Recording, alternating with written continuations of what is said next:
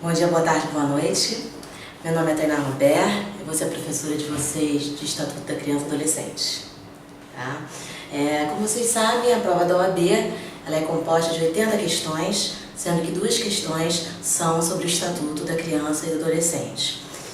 A primeira fase da OAB ela tem ficado cada vez mais exigente, já que agora vocês podem, uma vez passando nessa primeira fase, vocês podem fazer por 2 vezes a segunda fase.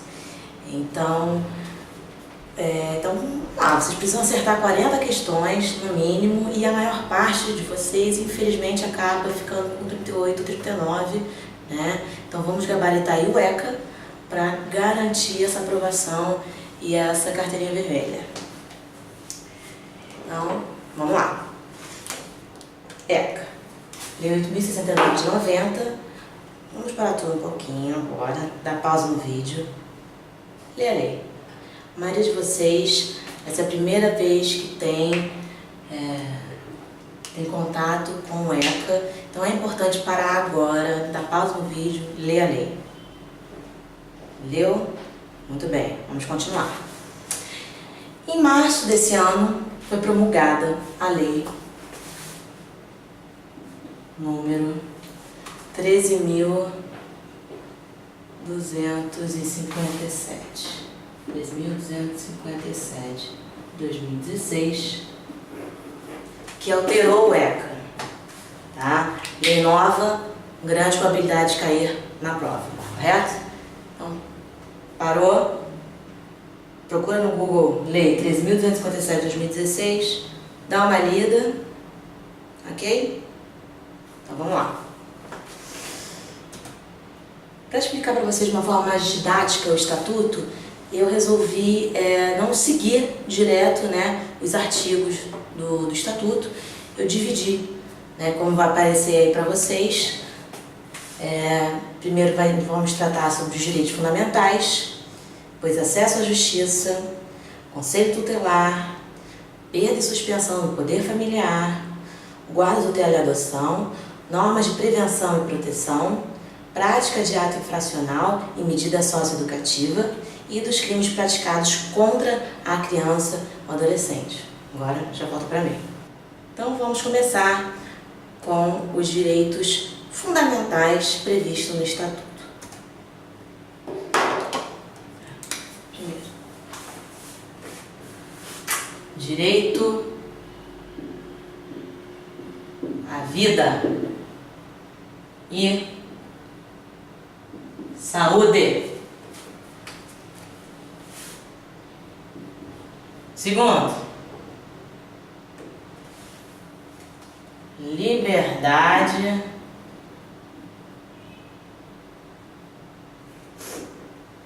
respeito e dignidade. Ok? 3. Convivência familiar.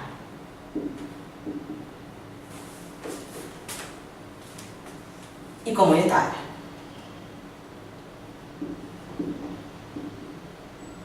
E 4. Temos educação,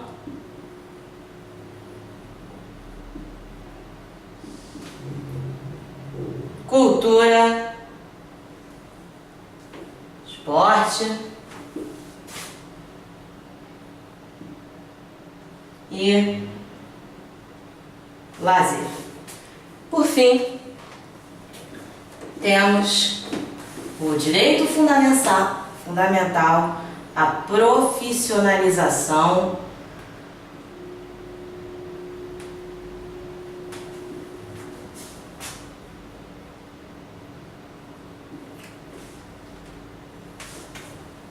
e proteção ao trabalho. Esses vão ser os temas abordados nesse primeiro momento de aula, ok? Gente, desculpa a minha letra, ela não é muito boa, né? Mas Vamos lá. Direitos fundamentais. São previstos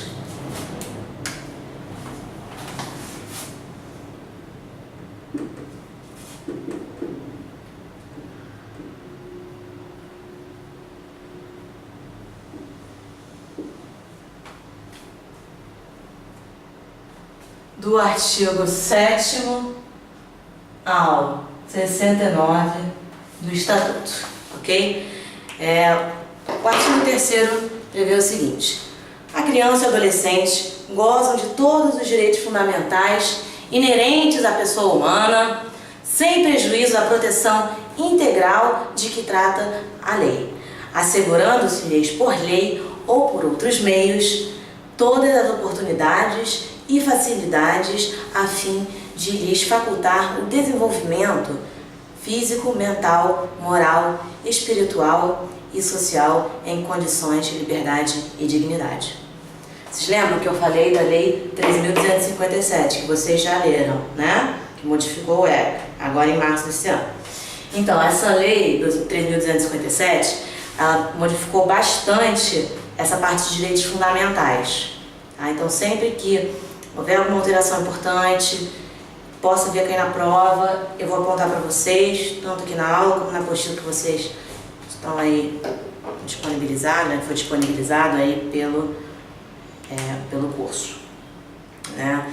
Esse artigo 3º que eu acabei de ler para vocês, ele foi modificado pela Lei 3.257, então sempre bom dar uma atenção. Importante também destacar o parágrafo único, que foi incluído a esse artigo 3º, foi incluído pela Lei 3.257. Esse parágrafo único, ele prevê o seguinte: os direitos enunciados na lei aplicam-se a todas as crianças e adolescentes, sem discriminação de nascimento, situação familiar, sexo, raça, etnia, cor, religião, enfim, ele traz aí a igualdade perante a lei, né, de todas as crianças e adolescentes, frente ao Estatuto. Né? Importante destacar que os direitos fundamentais da criança e adolescente também são previstos na Constituição da República, em seu artigo 227.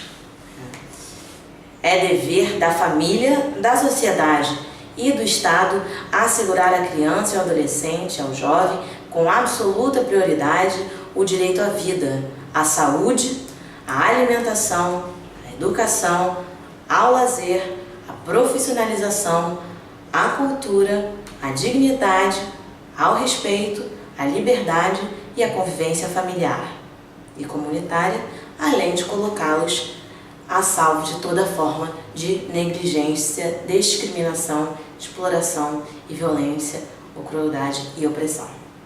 Tá? Então, o tema dos direitos fundamentais, a gente está vendo aí que ele é sempre abordado de alguma forma na prova da ordem. Então, vamos nos ater aí, prestar atenção, né, nesse tema. Então, capítulo 1. Direito à vida e à saúde. Direito à vida e à saúde, artigo 7º ao 14. São direitos fundamentais garantidos por meio de efetivação de políticas sociais que visam o desenvolvimento sadio da criança e do adolescente. Então, vejamos as principais alterações que vieram com a Lei 3.257. A garantia de proteção, tanto física e psicológica, da mulher gestante, que já existia no Estatuto, né, ela foi acrescida a essa proteção, uma garantia, uma atenção humanizada à gravidez, tá? E ao parto e ao puérpero. Essa modificação foi feita no artigo 8º e os parágrafos do artigo 8º, eles foram incluídos por essa Lei 13.257, então vamos prestar atenção nisso. Artigo 13. Os casos de suspeita ou confirmação de castigo físico, de tratamento cruel ou degradante e de maus tratos contra a criança ou adolescente serão obrigatoriamente comunicados ao Conselho Tutelar da respectiva localidade, sem prejuízo de outras providências legais. O parágrafo 1º desse artigo 13, que é o que eu queria chamar a atenção de vocês, ele trouxe uma modificação que parece simples, mas é bem significativa. Tá? Então, o parágrafo 1º, ele alterou o texto, né? A Lei 13.257 alterou o texto do parágrafo 1º da seguinte forma, ele agora passa a vigorar. As gestantes ou mães que manifestem interesse em entregar seu filho à adoção serão obrigatoriamente encaminhadas, aí vem a mudança, sem constrangimento, à Justiça da Infância e Juventude. Essa alteração legislativa, ela não parece muito importante, mas é uma alteração bem significativa por se tratar de um tema tão sensível, né, quanto é a adoção, a entrega do filho à adoção. Vamos observar essa alteração legislativa. Capítulo 2, do artigo 15 ao 18. Tá? Liberdade, respeito e dignidade. A criança e o adolescente são sujeitos de direitos, né? Tem direito à liberdade, ao respeito e à dignidade como pessoas humanas em processo de desenvolvimento e como sujeitos de direitos civis, humanos e sociais garantidos tanto na Constituição da República como na lei. Liberdade, previsto no artigo 16, significa o direito de ir e vir, de crença, de participar da vida política na forma da lei, de brincar e de praticar esportes. Respeito, previsto no artigo 17 do Estatuto. E entende-se por respeito a inviolabilidade da integridade física e moral da criança e do adolescente. Dignidade, prevista no artigo 18, ela significa o dever de todos de proteger a criança e o adolescente de qualquer tratamento violento ou vexatório. Importante aqui atentar, ok, ao artigo 18, letra A, que traz a vedação ao castigo físico, ao tratamento cruel, sob pena de aplicação pelo Conselho Tutelar das medidas previstas no artigo 18b, como encaminhamento a programas oficiais e comunitários de proteção à família, dentre outras medidas mais gravosas, como advertência, que pode ser imposta aos responsáveis, né, ao pai, à mãe, ao responsável. Então, passemos agora à convivência familiar e comunitária. Prevista do artigo 19 ao artigo 52. Ok?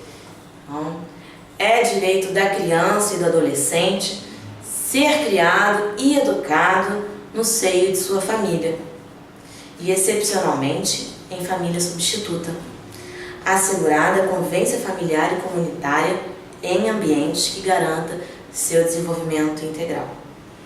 Esse artigo que eu acabei de ler é o artigo 19, que também foi modificado pela Lei 13.257 de 2016, artigo 19, hein, gente? Importante destacar, né, nesse contexto, que a convivência familiar ela é assegurada, né, à criança e adolescente, inclusive nos casos em que um dos pais ele estiver privado de liberdade. Então, eu acho que é bem importante a gente destacar aí, está previsto no artigo 19.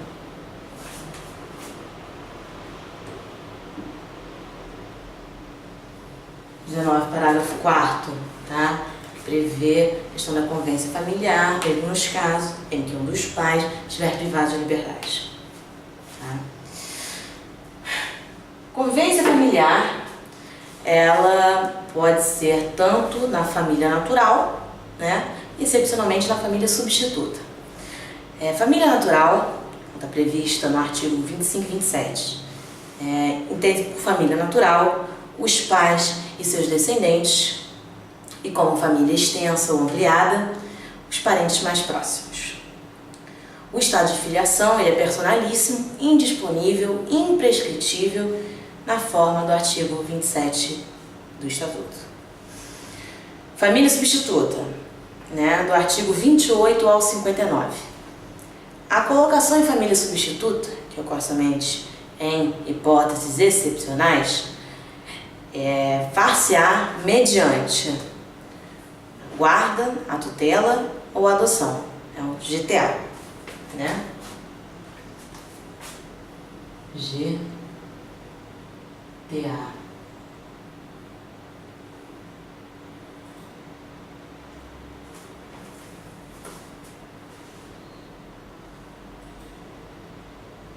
Família substituta. Guarda, tutela e adoção. Sempre que possível, a opinião da criança ou do adolescente deve ser ouvida, sendo obrigatória a sua oitiva a partir dos 12 anos. E os irmãos, sempre nos casos de colocação em família substituta, sempre têm que ser mantidos na mesma família, se for possível, claro, né, na forma do artigo 28, parágrafo 4º. Mais para frente nós vamos tratar especificamente dos procedimentos de guarda, tutela e adoção. Vou deixar isso para um segundo momento. Importa destacar, quanto à colocação em família substituta, que o criança ou adolescente somente excepcionalmente será colocado em família substituta estrangeira na forma do artigo 31 e somente nas hipóteses de adoção. Capítulo 4. Educação, cultura, esporte, lazer. Vou botar aqui o artigo para vocês. 53 ao 59. Tá legal? Então, o direito à educação é um direito subjetivo e o não oferecimento do ensino obrigatório pode acarretar ao poder público, né, acarreta a responsabilidade do poder público e da autoridade competente. Artigo 53. A criança e o adolescente têm direito à educação, visando o pleno desenvolvimento de sua pessoa, preparo para o exercício da cidadania e qualificação para o trabalho, sendo assegurada as condições para o acesso e permanência na escola, o direito de ser respeitado, direito de contestar os critérios avaliativos, direito de organização, participação em entidades estudantis, acesso à escola pública e gratuita mais próxima da sua residência, né?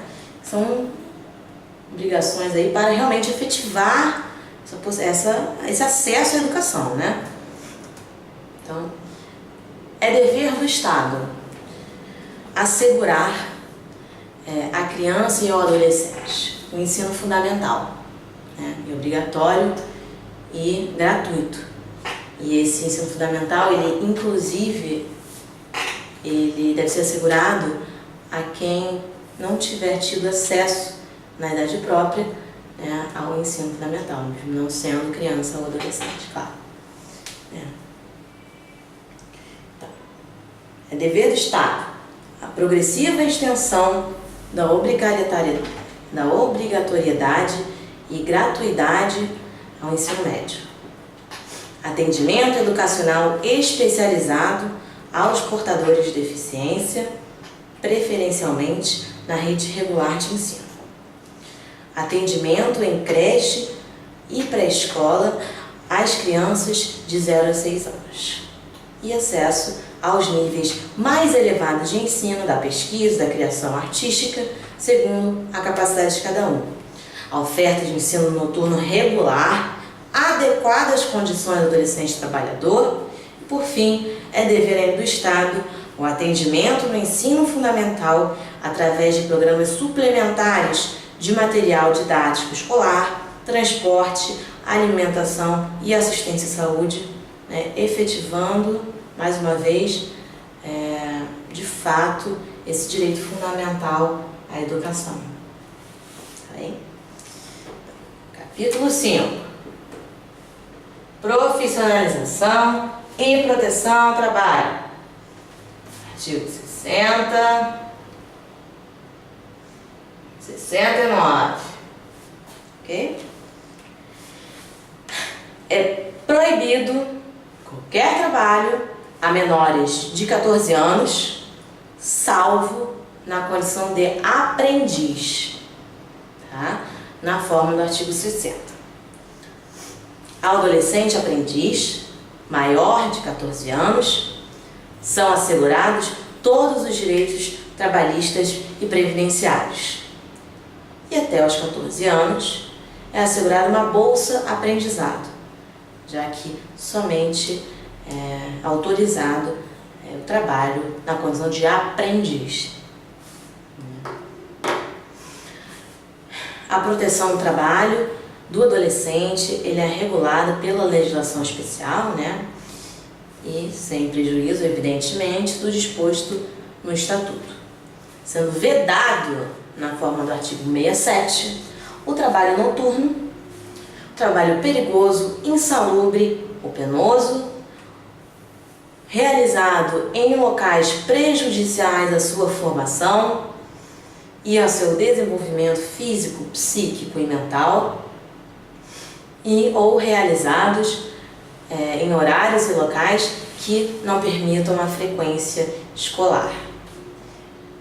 Bom, para encerrar, né, esse capítulo de direitos fundamentais para vocês, eu trouxe uma jurisprudência. Vocês estão vendo aí na apostila, né, que eu não vou ler a íntegra, eu vou ler só o mais importante, que eu achei bem interessante, né?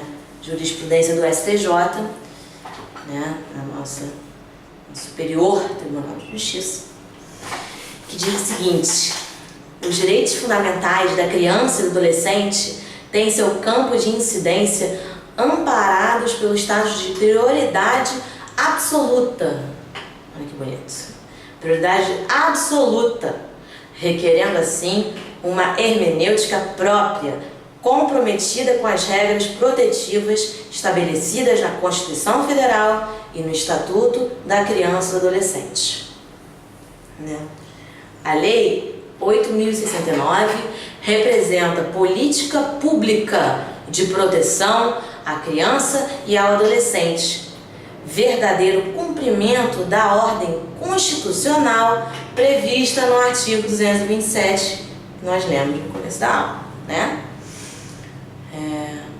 É dever do Estado assegurar com absoluta prioridade à criança e ao adolescente o direito à vida, saúde, alimentação, educação, lazer, profissionalização, cultura, dignidade, respeito, liberdade, convivência familiar, além de colocá-los a salvo de toda forma de negligência, discriminação e exploração ou violência, crueldade e opressão.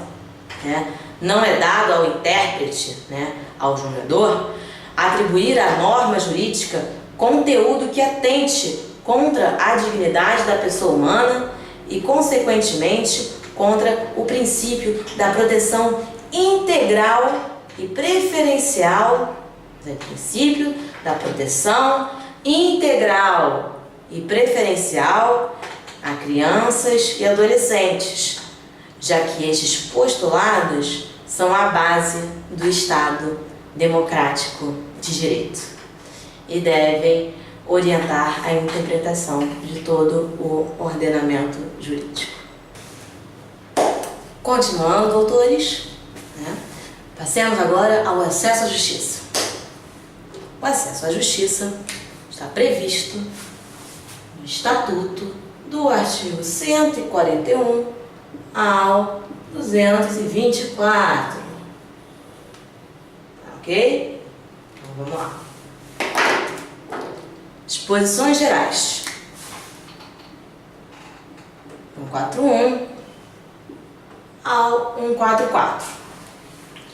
É garantida a assistência judiciária gratuita por meio de defensor público ou advogado nomeado pelo juízo. As ações de competência da Justiça da Infância e da Juventude são isentas de custas para efetivar o acesso à justiça, exceto nos casos de litigância de má-fé. Os menores de 16 anos são representados e os maiores de 16 anos e menores de 21 são assistidos pelos pais ou responsáveis. E nas hipóteses em que colidirem os interesses dos responsáveis com a criança e o adolescente, será nomeado um curador especial pelo juízo. O segredo de justiça dos processos da Justiça da Infância e da Juventude, ele abarca tanto os atos judiciais como policiais e administrativos, ok? Justiça da Infância e da Juventude. A criação de varas especializadas ela é de competência do Estado e do Distrito Federal, na forma do artigo 145. Juiz. Competência da Justiça da Infância e da Juventude. Prevista no artigo 148, e incisos.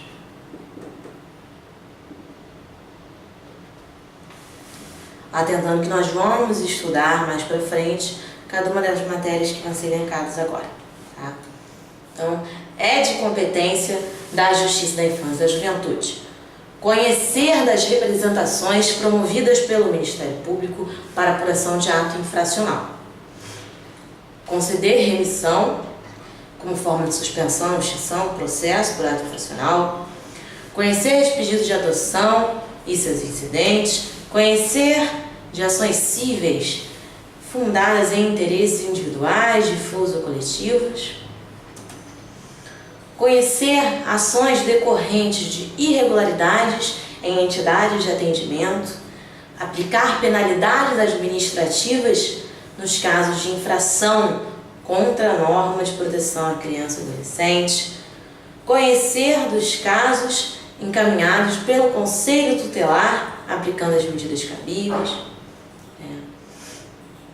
e nos casos, quando se tratar de criança e adolescente, das hipóteses do artigo 98 do Estatuto, isso quer dizer, medidas de proteção à criança e adolescente, que nós vamos estudar mais à frente, também é competência da Justiça da Infância e da Juventude conhecer de pedidos de guarda e tutela, conhecer de ações de destituição de poder familiar, suprir capacidade de consentimento para o casamento, conhecer de pedidos baseados em discordância paterna ou materna em relação ao exercício do poder familiar, conceder emancipação, designar curador especial, conhecer de ações de alimentos, determinar com cancelamento, retificação e o suprimento dos registros de nascimento ou óbito. Agora passemos à competência territorial, tá? Ela está prevista no artigo 147 do Estatuto. Então, a competência ela é do domicílio dos responsáveis da criança ou do adolescente. A falta desses responsáveis será onde se encontre a criança ou adolescente. Importante, tá? Destacar que nas práticas de ato infracional,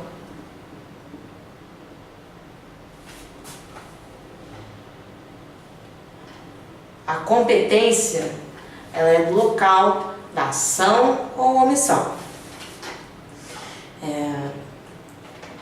E a competência da execução dessa medida socioeducativa imposta, no caso de prática de ato infracional, a competência para execução ela pode ser transferida para o local de residência dos responsáveis, para garantir, né, todos os direitos fundamentais que nós já elencamos anteriormente, como a convivência familiar, porque o objetivo do Estatuto, né, ele é sempre a ressocialização do menor, tentando manter um vínculo familiar. Então, é isso. No caso de prática de ato infracional, competência do local da ação ou omissão, e a competência para execução da medida socioeducativa aplicada nos casos de ato infracional, ela pode ser, né, delegada à autoridade competente da residência dos pais ou responsáveis da criança e do adolescente. Compete ainda à autoridade judiciária da infância e da juventude disciplinar mediante portaria ou autorizar mediante alvará a entrada e permanência de criança e adolescente em estádio, boates, estúdios de TV, bem como a participação dessas crianças e adolescentes em espetáculos e concursos de beleza. A autoridade judiciária ela levará em conta os princípios do Estatuto, a existência de instalações adequadas e se o ambiente em si é adequado para a frequência de criança e adolescente, sendo vedada autorizações de caráter geral, devendo ser analisado caso a caso. E dessa autorização ou não, autorização ou não autorização, cabe recurso de apelação. Então, serviços auxiliares. Definidos no artigo 150 a 151 do Estatuto. Trata-se de equipe multidisciplinar, composta por psicólogos, médicos, assistentes sociais, que auxiliam o juízo, seja fornecendo os laudos por escritos, ou em audiência, ou desenvolvendo junto ao juízo um trabalho de orientação e prevenção, das crianças e adolescentes com os seus responsáveis pais. Procedimentos. Nesse primeiro momento, nós só vamos tratar das disposições gerais. Os procedimentos em espécie, nós vamos tratar separadamente, caso a caso, para ficar mais claro para vocês, tá bem? Então, o ECA, ele é utilizado subsidiariamente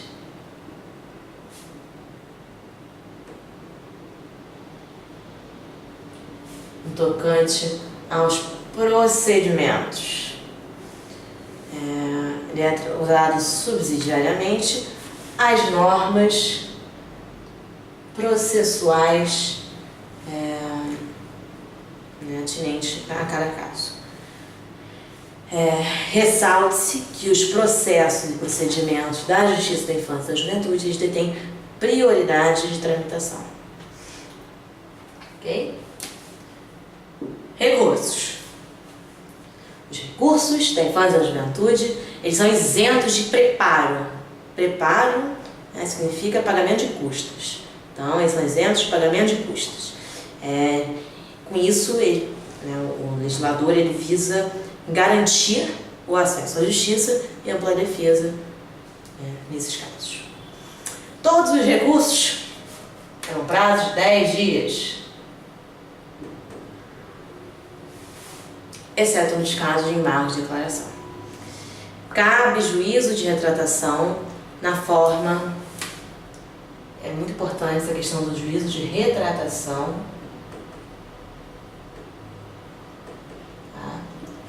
juízo de retratação da decisão na forma do artigo 198. Significa que o juiz ele pode mudar de ideia, uma vez interposto o recurso cabível e recebendo, antes de enviar ao tribunal o recurso, o juiz ele pode modificar a sua decisão.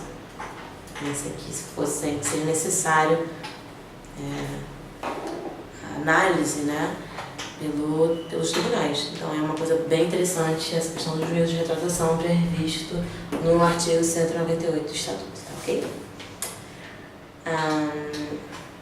Então, agora, Ministério Público. As funções do MP, elas já estão previstas em lei própria, né? Que é a Lei 8.625 de 93, tá? Mas especificamente, né, no tocante à Justiça da Infância e da Juventude, o Ministério Público, ele atua já como fiscal da lei e nos processos em que não for parte, ele vai atuar na defesa dos direitos e interesses da criança e do adolescente, na forma do artigo 202 do Estatuto. No âmbito da Justiça da Infância, compete ao MP conceder remissão, promover e acompanhar os procedimentos relativos às infrações atribuídas ao adolescente, promover e acompanhar rações de alimentos, promover de ofício ou solicitação de interessado a especialização e a inscrição de hipoteca legal e a prestação de contas dos tutores, curadores e quaisquer administradores de bens de criança e adolescente nas hipóteses do artigo 98, né, que são as medidas de proteção à criança e adolescente que nós vamos ver mais para frente. Compete ao Ministério Público ainda promover inquérito civil, ação civil pública para a proteção de interesses individuais, difusos e coletivos.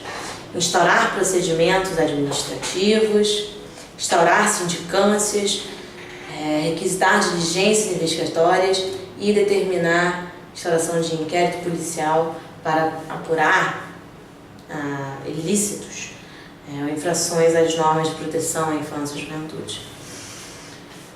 Compete ao MP zelar pelo efetivo respeito aos direitos e garantias legais assegurados às crianças e adolescentes, promovendo as medidas judiciais e extrajudiciais cabíveis, impetrar mandados de segurança, representar ao juízo, inspecionar as entidades públicas e particulares, requisitar força policial, bem como a colaboração dos serviços médicos para o desempenho de sua função.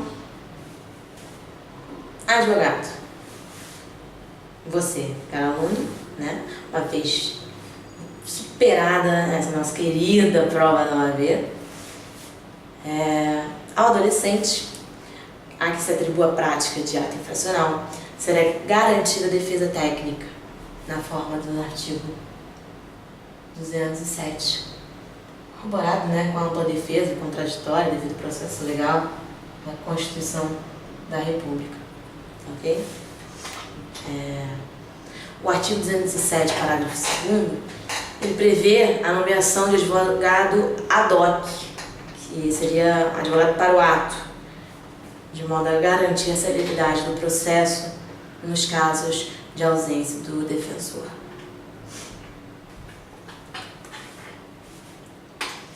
Da proteção judicial de interesses difusos e coletivos. A matéria aqui ela é bem interessante, tá, pessoal? Então vamos lá.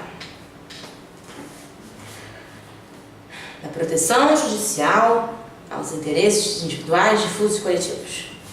Compete ao Ministério Público, como nós já vimos anteriormente, instaurar inquérito civil. E quando está apurada a inexistência do fundamento para a propositura de ação civil, o MP, né, de forma fundamentada, promoverá o arquivamento, que será ou não homologado pelo Conselho Superior do MP. Tá? E nos casos de conhecimento de fatos que possam ensejar propositura de ação civil, forma do artigo 220, qualquer pessoa pode, e o servidor público deve, provocar a iniciativa do MP e os juízes e tribunais remeterão, na forma do artigo 221, peças ao Ministério Público para adoção das medidas cabíveis. Na forma do artigo 208, exatamente esse artigo 208, regem-se pelo ECA as ações de responsabilidade por ofensa aos direitos assegurados à criança e adolescente referente à oferta irregular. Vamos lá. Cabe ação de responsabilidade por oferta irregular de ensino obrigatório, de atendimento educacional, de atendimento em creche pré-escola, de ensino noturno regular, de programas suplementares de oferta de material didático escolar, transporte, assistência à saúde do educando, serviço de assistência social visando a proteção da família, maternidade, da infância, do acesso às ações de serviços de saúde, da escolarização e profissionalização dos adolescentes privados de liberdade, de ações, serviços, programas de orientação, apoio e promoção social de famílias e destinados ao pleno exercício do direito à convivência familiar por criança e adolescente, de programas de atendimento para execução de medidas socioeducativas e aplicação de medidas de proteção. Tá? Competência é absoluta para processar e julgar ações do foro do local onde ocorreu ou deva ocorrer ação ou omissão, ressalvada a hipótese de competência da Justiça Federal. Nos casos das ações cíveis fundadas em interesses difusos coletivos, nós estamos estudando, possuem legitimidade concorrente. Pessoal, legitimidade concorrente prevista no artigo 210 do Ministério Público, da União, do Estado, do município, Distrito Federal e territórios, bem como das associações. Ok? O Estatuto ele prevê também um termo, o compromisso de ajustamento de conduta, que pode ser firmado entre uma das entidades que tem legitimidade e que terá eficácia de título extrajudicial para execução. Então, artigo 211, compromisso de ajustamento de conduta firmado terá eficácia de título extrajudicial. Ok? E aplicam-se as ações previstas para a proteção da criança dos interesses difusos e coletivos, aplicam-se as normas do Código de Processo Civil. Cabe ainda mandado de segurança, quando houver lesão ou risco de lesão, direito líquido e certo, na forma do 212, parágrafo 2º e na forma da lei específica.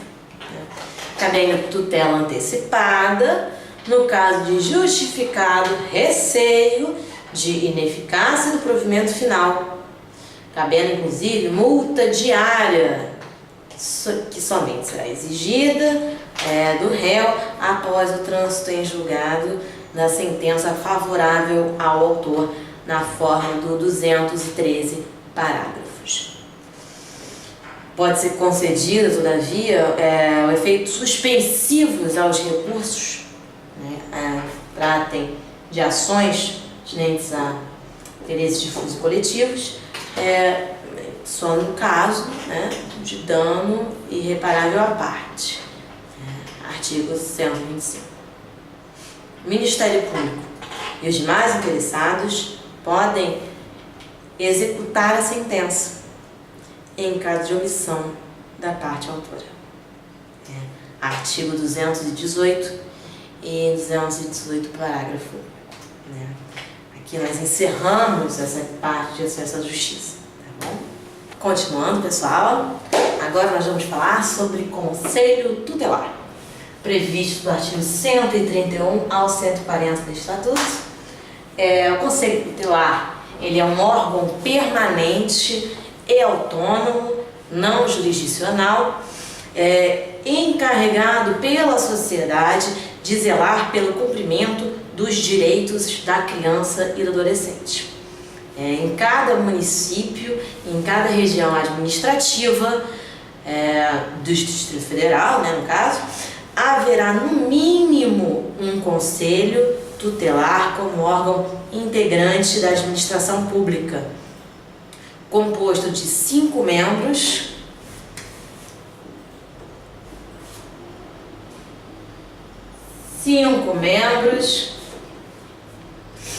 escolhidos pela população local por meio de eleição, para mandato de 4 anos, tá ok? Permitida uma recondução, mediante o novo processo de escolha. Uma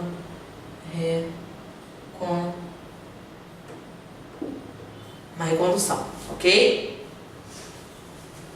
Artigo 132.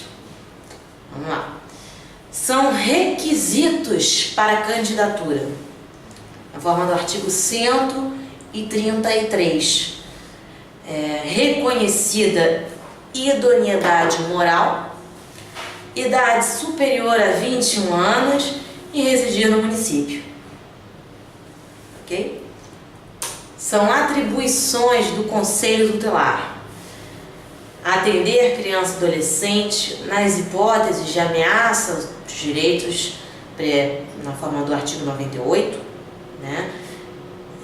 Atender e aconselhar os pais responsáveis, promover a execução das decisões, podendo requisitar serviços públicos na área de saúde, educação, serviço social, representar junto à autoridade nos casos de descumprimento injustificado de suas deliberações, encaminhamento ao Ministério Público de notícia de fato que constitua infração administrativa ou penal contra os direitos da criança e do adolescente, encaminhar à autoridade judiciária os casos de sua competência, providenciar medida estabelecida pela autoridade judiciária,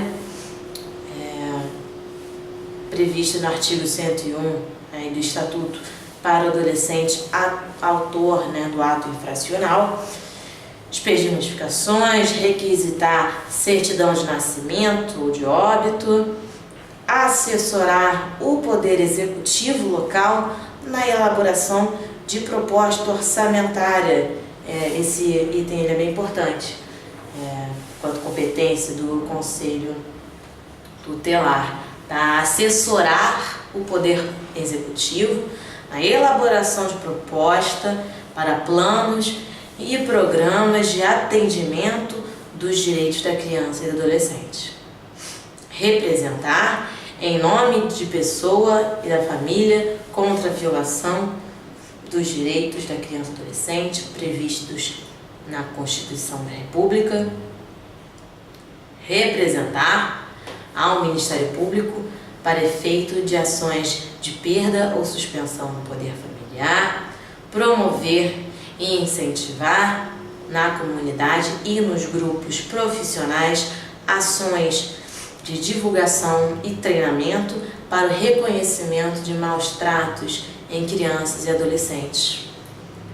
Se no exercício dessas atribuições que acabamos de elencar, o Conselho Tutelar entender necessário o afastamento do convívio familiar, ele comunicará incompetente, isso significa no mesmo momento, comunicará o fato ao Ministério Público, prestando informações sobre os motivos para tal entendimento, de afastamento do convívio familiar e as providências tomadas para a orientação e apoio e a promoção social da família.